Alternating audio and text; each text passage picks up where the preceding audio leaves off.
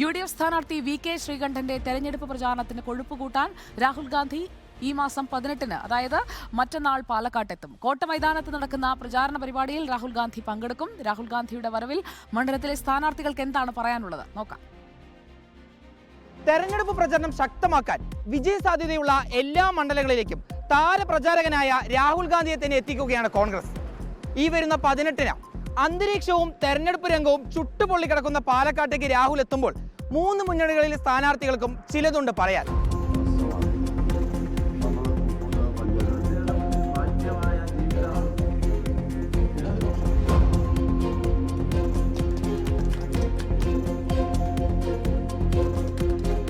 രാഹുലിന്റെ വരവിൽ കോൺഗ്രസ് സ്ഥാനാർത്ഥി VK ശ്രീകണ്ഠൻ ഡബിൾ ഹാപ്പിയാണ്.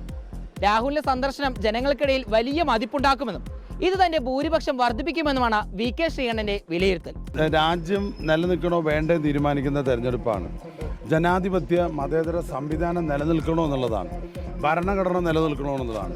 ഇപ്പോൾ വർഗീയ ഫാസിസം തുലയണം എന്ന് ആഗ്രഹിച്ച് 26 രാഷ്ട്രീയ പാർട്ടികൾ ഒരുമിച്ചാണ് ഈ പോരാട്ടം നയിക്കുന്നത്. അതിന് നേതൃത്വം നൽകുന്ന രാഹുൽ ഗാന്ധി കേരളത്തിൽ വരുന്നത് വലിയ പ്രതീക്ഷയാണ് ജനങ്ങളിൽ. പ്രത്യേകിച്ച് ജനാധിപത്യ മതേതര കേരളത്തിന് വലിയൊരു മുതൽക്കൂട്ടാവും അദ്ദേഹത്തിൻ്റെ സന്ദർശനം.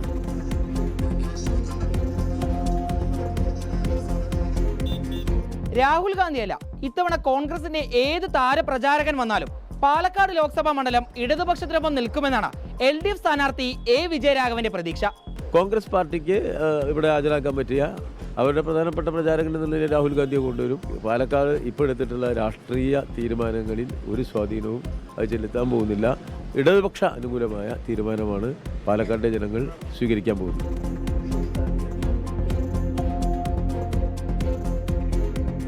രാഹുൽ ഗാന്ധിയിൽ ജനങ്ങൾക്ക് വിശ്വാസമില്ലെന്നും ഈ വരവൊന്നും തങ്ങളെ ബാധിക്കില്ലെന്നുമാണ് NDA സ്ഥാനാർത്ഥി C കൃഷ്ണകുമാർ പറയുന്നത്. രാഹുൽ ഗാന്ധിയിലുള്ള വിശ്വാസവും രാഹുൽ ഗാന്ധിയുള്ള പ്രതീക്ഷയും ഈ രാജ്യത്തെ ജനങ്ങൾക്ക് നഷ്ടപ്പെട്ടിരിക്കുക. വയനാട് MP അപ്പുറത്തേക്ക് ഒന്നും ആവാനുള്ള ഒരു സാധ്യതയും ഈ രാജ്യത്തില്ല എന്നുള്ളത് എല്ലാ മലയാളികൾക്കും അറിയാം.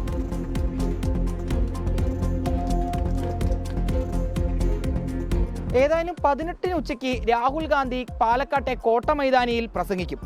ഇനി ആ വാക്കുകൾ ആർക്ക് ഗുണം ചെയ്യും, ആരെ വീഴ്ത്തിക്കളയുമെന്നാണ് പാലക്കാട്ടുകാർ ഉറ്റുനോക്കുന്നത്. വീഡിയോ ജേർണലിസ്റ്റ് വിനൂസിക്കൊപ്പം reporter Iqbal Arkkal, in reporter, Palakkad.